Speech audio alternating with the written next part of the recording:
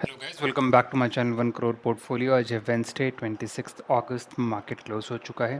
तो चलिए करते हैं मार्केट का इन डेप्थ एनालिसिस। तो आज हम करने वाले हैं इस वीडियो में डेली मार्केट रैपअप। आज दिन भर क्या हुआ, क्या स्टॉक एक्शंस हुए, किसके स्टॉक पे पॉजिटिव नेगेटिव इम्पैक्ट पड़ा, तो ये सब हम खूब अच्छे से कवर करेंगे। कल के दिन के लिए हमारे क्या सपोर्ट रेजिस्टेंस के लेवल हैं उसको भी देखेंगे। तो इसी के साथ चलिए आगे बढ़ते हैं। पहले एक आपको पूरी ओवरऑल वीडियो की क्या समरी रहेगी और कौन कौन से टॉपिक हम कवर करेंगे वो आपको पता होना चाहिए। तो सबसे पहले हम देखेंगे आज दिन भर मार्केट में हुआ क्या। उसके बाद देखेंगे कि इंडिकेटर्स क्या हैं ओवरऑल मार्केट के। उसके बाद हम लोग स्टॉक्स पे सीधा आ जाएंगे। Kotak Mahindra, Airtel, Infosys, Bharat electronics, India bull, Advait energy, Ceigall India, Moldtek packaging, Hindustan copper, Gaja alternative assets, Vodafone Idea. ये सारे स्टॉक्स जो आपकी स्क्रीन पर फिलहाल दिख रहे हैं, ये सबको हम इन डेप्थ कवर करेंगे कि आज दिन भर इनमें मूवमेंट क्यों देखने को मिली, उसके पीछे के कारण क्या थे। ठीक है। Power grid corporation, Bharat heavy electricals, IRCTC, REC limited, और फाइनली आखिरी के दो उसमें हम कवर करेंगे पूरे सेक्टर्स जो है उनकी परफॉर्मेंस कैसी थी और कल के लिए हमारा क्या सेटअप होना चाहिए, वो हम इस वीडियो में देखेंगे। तो अगर आप इनमें से किसी भी टॉपिक में इंटरेस्टेड हैं तो प्लीज़ वीडियो के एंड तक बने रहिए ताकि आपको वो इन्फॉर्मेशन मिल सके। चलिए आगे बढ़ते हैं हम। सबसे पहले देखते हैं मार्केट का स्नैपशॉट और इंडिकेटर। अगर आप देखेंगे तो ओवरऑल आईटी और इंफ्रास्ट्रक्चर ने आज मार्केट को नीचे घसीटा है।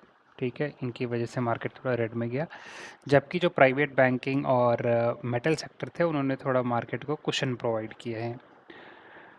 नेट अगर आप देखेंगे तो आज इंस्टीट्यूशनल बाइंग काफ़ी ज़्यादा अच्छी रही है, 1824 करोड़ की।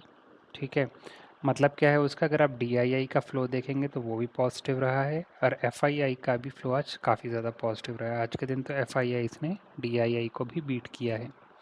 इन दोनों का अगर आप सम करेंगे तो टोटल वही 1800 करोड़ का आज के दिन नेट बाइंग हमें देखने को मिली है। निफ्टी भी गिरा है आज, सेंसेक्स भी गिरा है। 0.52% हमारा निफ्टी गिरा है और 0.24% हमारा सेंसेक्स आज के दिन गिरा है। आगे हम लोग चलते हैं कोटक महिंद्रा की तरफ। तो स्टॉक होल्डर्स के लिए ये एक पॉजिटिव न्यूज़ है।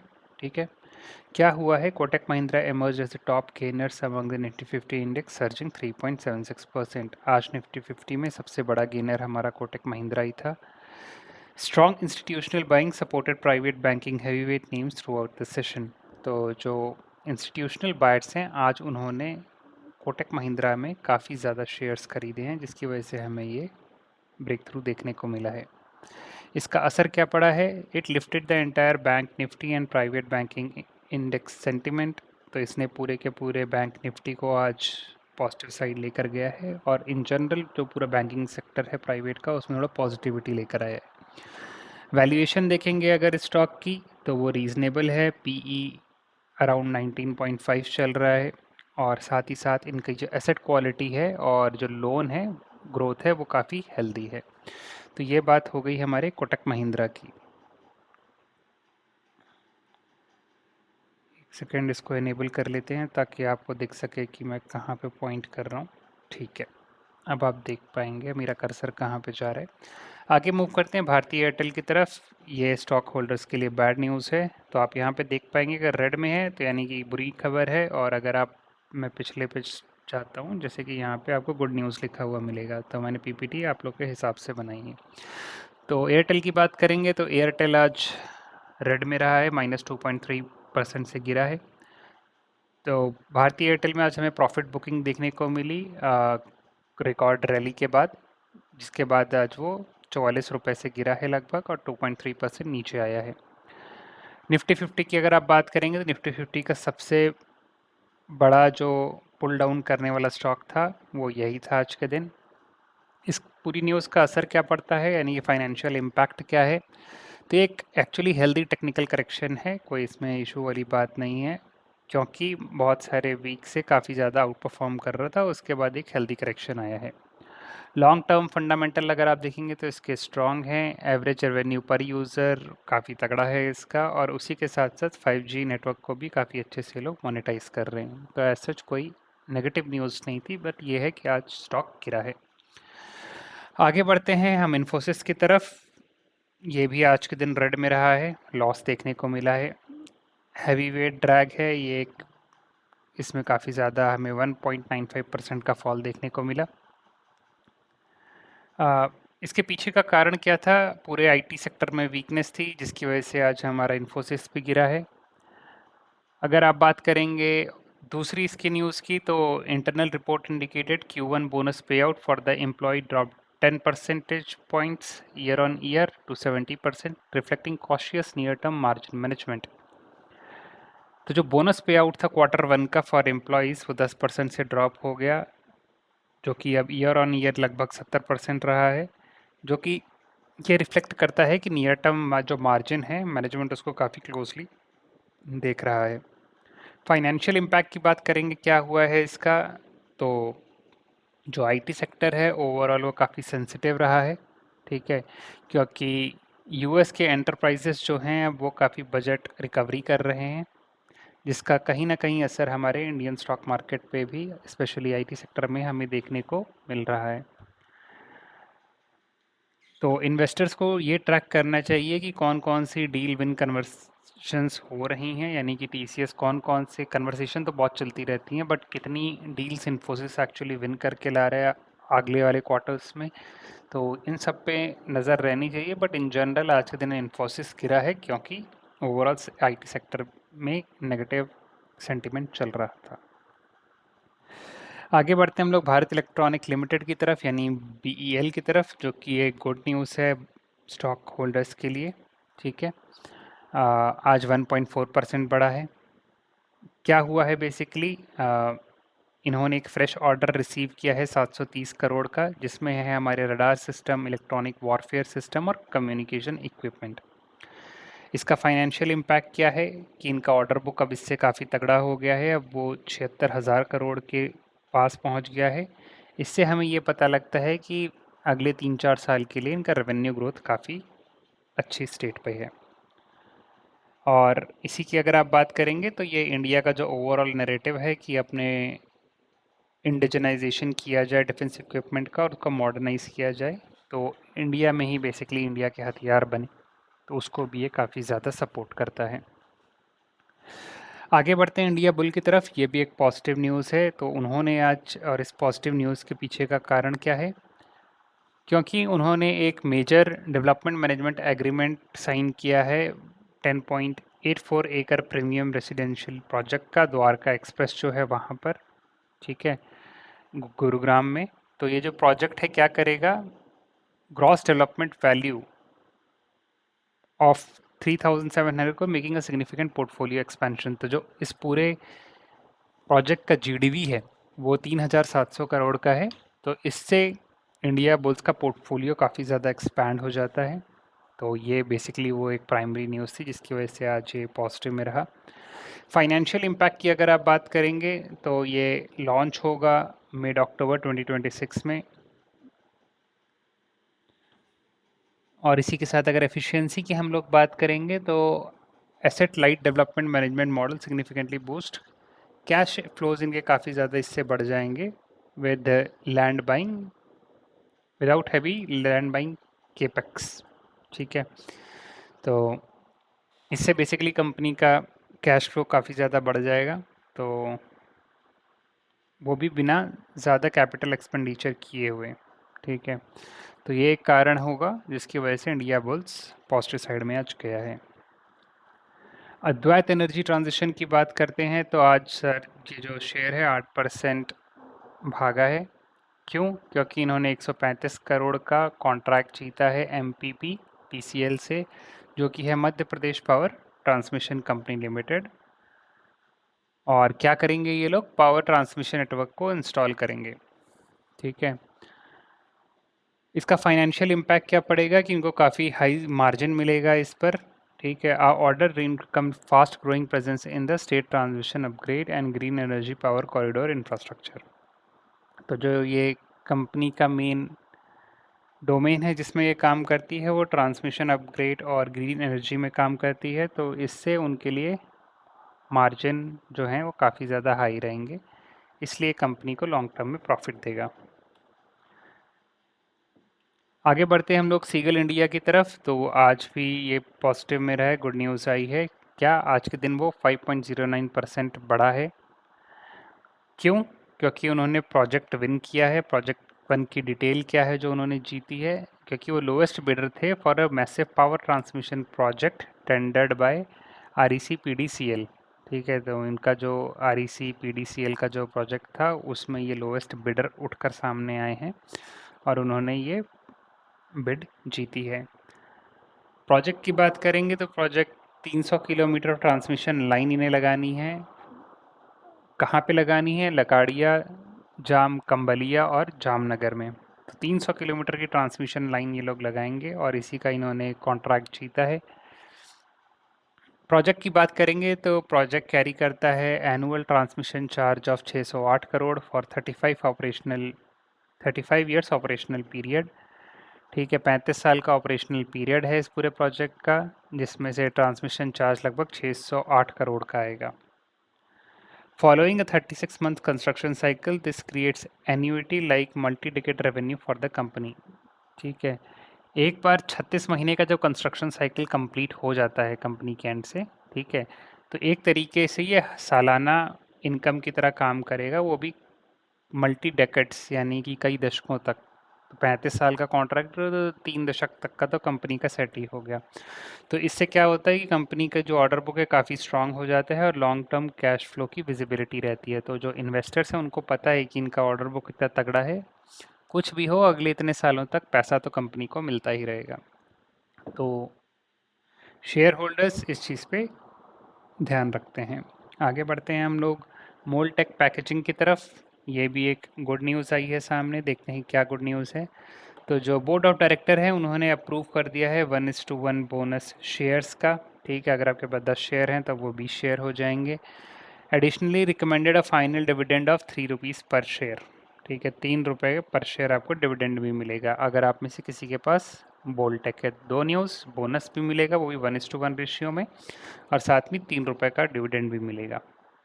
बोनस इशू से बेसिकली इसका फाइनेंशियल इम्पैक्ट क्या है? बोनस इशू से मार्केट में लिक्विडिटी बढ़ेगी, ठीक है, और इसी के साथ साथ जो लॉन्ग टर्म होल्डर्स हैं उनको थोड़ा रिवॉर्ड भी मिलेगा। तो इससे क्या पता लगता है कि मैनेजमेंट का स्ट्रॉन्ग कॉन्फिडेंस है ऑपरेशनल कैश फ्लो में और पैकेजिंग की वॉल्यूम ग्रोथ में। आगे हम लोग बढ़ते हैं हिंदुस्तान कॉपर की तरफ। ये भी एक गुड न्यूज़ है। तो हिंदुस्तान कॉपर में क्या हुआ है? Government of India 6% OFS open for retail investors on Wednesday. आज के दिन रिटेल इन्वेस्टर्स के लिए OFS जो 6% था गवर्नमेंट का वो ओपन हुआ। क्या देखने को मिला इसके बाद? कि हमें हाई डिमांड देखने को मिली, heavy retail demand after the non retail portion was significantly over subscribed on Tuesday. तो कल के दिन जो नॉन रिटेल पोर्शन था वो बहुत ज़्यादा ओवर सब्सक्राइब हुआ था, उसी का कहीं ना कहीं असर आज के दिन हमें रिटेल सेगमेंट में भी देखने को मिला। तो हुआ क्या इसके बाद? इस पूरी न्यूज़ के बाद जो शेयर था वो 3% ऊपर भागा है। ठीक है, जो कि उनका फ्लोर प्राइस प्राइस था 514 उसके ऊपर। और इसके पीछे का असर क्या है कि मतलब क्यों किसी को हिंदुस्तान कॉपर के बारे में समझना हो तो कॉपर की डिमांड हमारे जो बिजली की तार डलती है उसमें बहुत ज़्यादा है। ठीक है, तो वही ना कहीं हमारी डोमेस्टिक डिमांड बढ़ रही है, तो इसीलिए कॉपर का कंजम्पशन भी बढ़ेगा, उससे सीधा सीधा फ़ायदा कंपनी को होगा।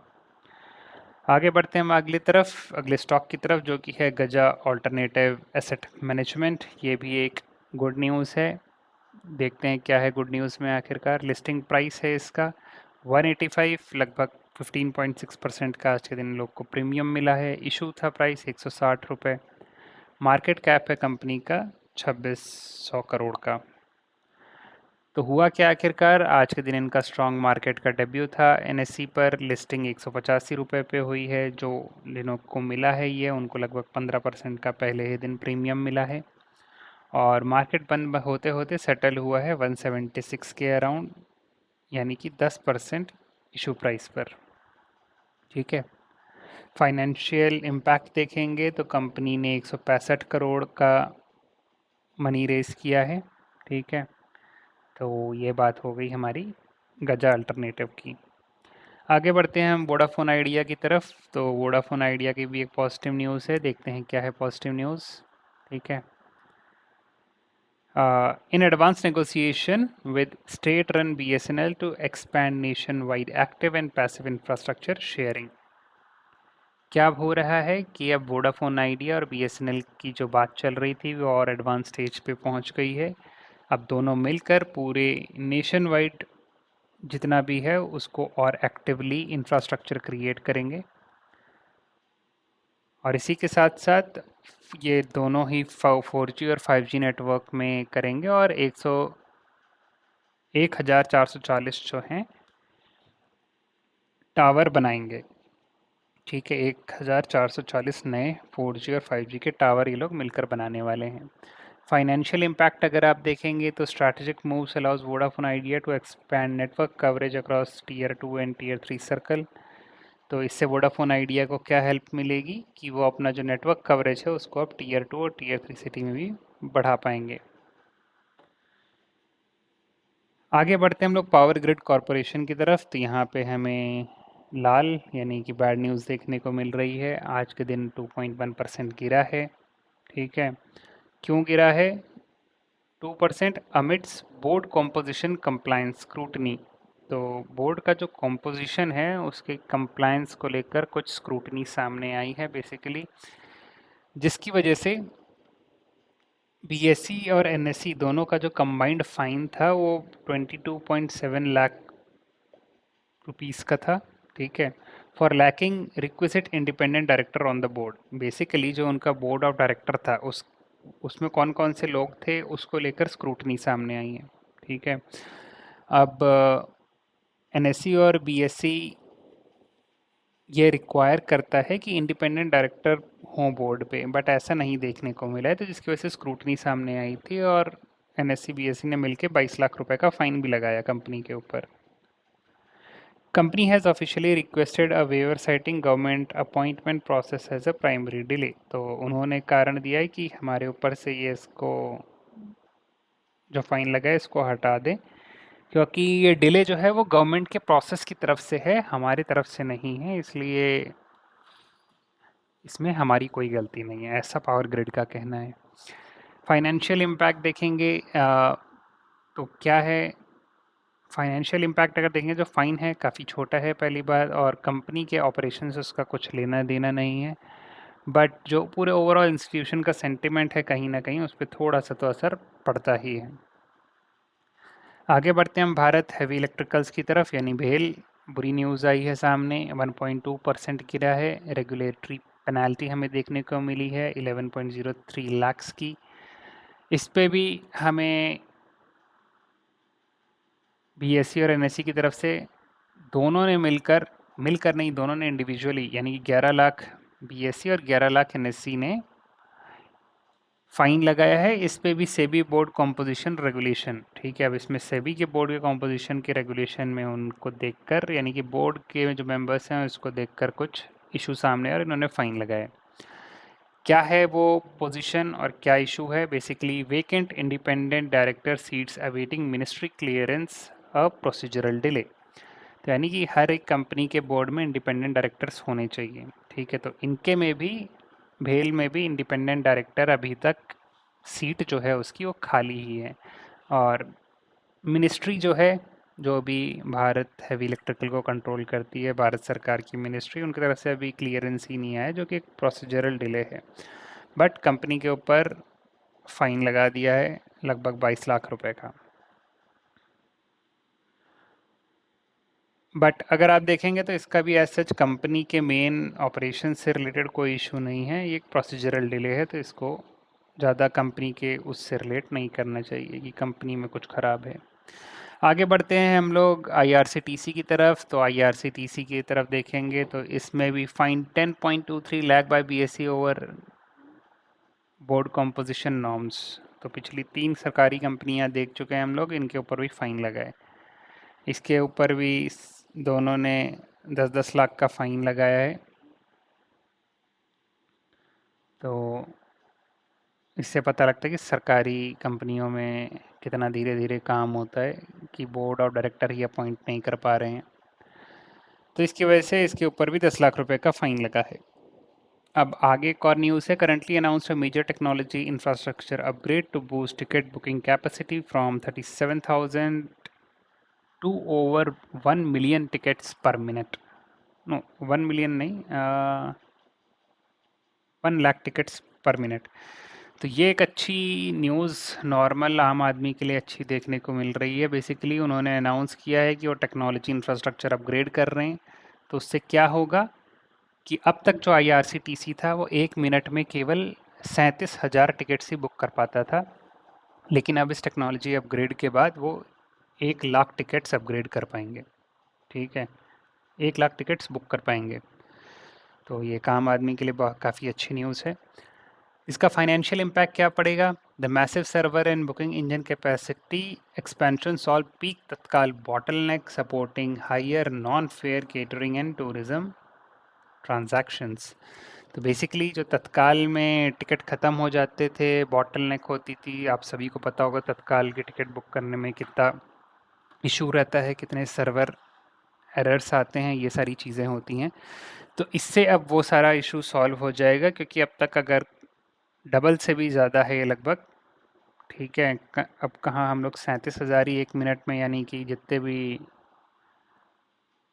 ट्रैवलर हैं, अगर 37,000 से ज़्यादा लोग अगर ऑर्डर प्लेस करते 1 मिनट के अंदर, तो उनको तत्काल टिकट मिलती नहीं थी। ठीक है, तो ये इशू था। अब 1 मिनट में 1 लाख टिकट तत्काल की बुक हो पाएंगी पैन इंडिया, जो कि अच्छी बात है। आगे बढ़ते हैं हम आरईसी लिमिटेड की तरफ। तो आरईसी एक पॉजिटिव न्यूज़ लेकर आया है। क्या है पॉजिटिव न्यूज़? अभी उनका 57th एजीएम कंक्लूड हुआ है, announcing all time record loan disbursement of 2.11 lakh crore. ठीक है, अब तक का उनका सबसे ज़्यादा लोन डिस्बर्समेंट उन्होंने किया है 2.11 लाख करोड़ का, एंड सैंक्शन किए हैं 4.09 लाख करोड़ के।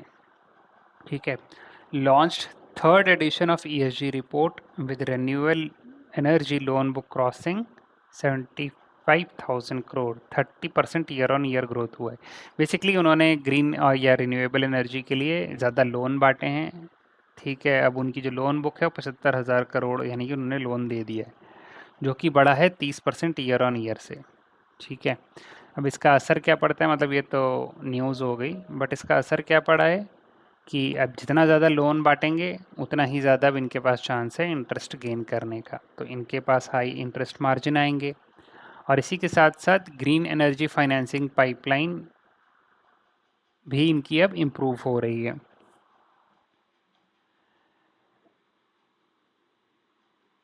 आगे हम लोग बढ़ते हैं सेक्टर परफॉर्मेंस की तरफ। तो निफ्टी प्राइवेट बैंक आज 0.85% बढ़ा है, निफ्टी मेटल 0.4% बढ़ा है, निफ्टी आईटी आज गिरा है, और निफ्टी इंफ्रास्ट्रक्चर भी आज 0.8% गिरा है। एफआईआई आज देखेंगे तो बहुत ज़्यादा बढ़ चढ़ कर इंडिया में ख़रीदा है माल इन्होंने, लगभग 1600 करोड़ का। और अपने म्यूचुअल फंड्स यानी डीआईआई की बात करेंगे तो उन्होंने 230 करोड़ का ही आज ख़रीदा है। तो आज ये एफआईआई से पीछे रह गए, लेकिन टोटल लगभग 1800 करोड़ की आज के दिन बाइंग देखने को मिली है। अगले सेशन की बात करें यानी कि कल के दिन की 27 अगस्त की, तो टेक्निकल लेवल्स हैं हमारे।